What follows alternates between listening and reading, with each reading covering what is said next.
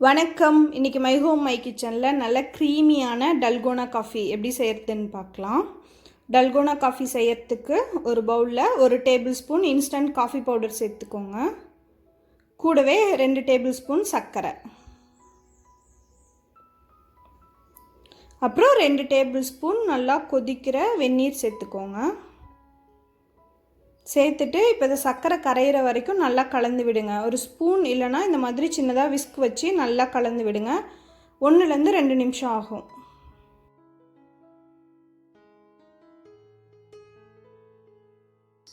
சர்க்கரை நல்லா கரைஞ்சதுக்கு அப்புறமா எலக்ட்ரிக் பிளெண்டர் யூஸ் பண்ணி கலந்து விடுங்க.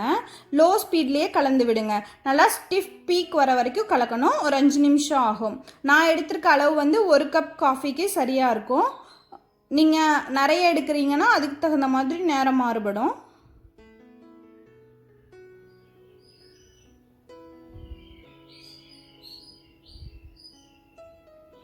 இந்த மாதிரி நல்லா ஸ்டிஃப் பீக் வரணும். இதே நீங்கள் வந்து கையிலையும் செய்யலாம். கையில் செய்யறதுக்கு விஸ்க் வச்சு நல்லா கலந்துட்டே இருக்கணும். இடையில கை வலிச்சிச்சுன்னா கொஞ்சம் ரெஸ்ட் எடுத்துகிட்டு அதுக்கப்புறமா கலந்து விடுங்க. 30லேருந்து 45 நிமிஷம் ஆகும் நல்லா ஸ்டிஃப் பீக் வரத்துக்கு. இந்த மாதிரி அவ்வளோதான். இப்போ நம்மளோட டல்கோனா மிக்சர் ரெடி ஆகிடுச்சு.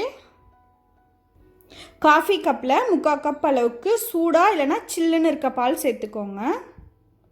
கூடவே 1/2 டீஸ்பூன் சர்க்கரை சேர்த்துட்டு நல்லா கலந்து விட்டுருங்க. சர்க்கரை நல்லா கரைஞ்சதுக்கு அப்புறமா நம்ம ரெடி பண்ண டல்கோனா மிக்சரை அதில் சேர்த்துடலாம். இந்த மாதிரி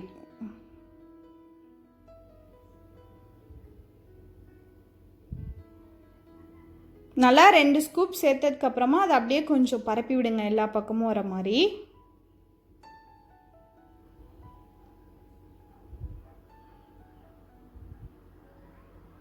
மேலே இன்னும் கொஞ்சம் டல்கோனா மிக்சர் வச்சுக்கலாம்.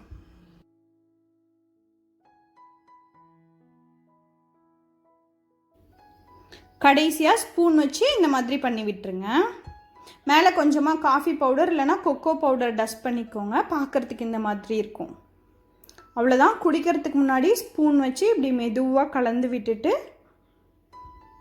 குடிக்க வேண்டியதுதான்.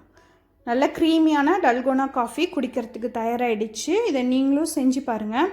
அப்புறம் உங்களுக்கு இந்த சமையல் வீடியோ பிடிச்சிருந்தா மைஹோம் மைக்கிச்சனுக்கு சப்ஸ்கிரைப் பண்ணுங்கள்.